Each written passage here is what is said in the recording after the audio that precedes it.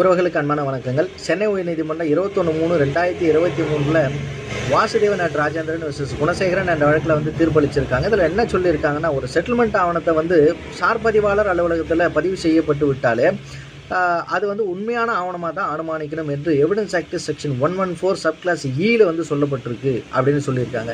அடுத்தபடியாக ஒரு செட்டில்மெண்ட் ஆவணத்தை மோசடியாக தான் எழுதி வாங்கப்பட்டிருக்கு என்று எவர் கட்சி செய்கிறாரோ அதை அவர் ஆவணங்கள் அடிப்படையில் நிரூபிக்கணும் என்று 2017 4 CTC page number 217 Shahida Begum vs Ravi Shafi என்ற வழக்கை சுட்டி காட்டியிருக்காங்க.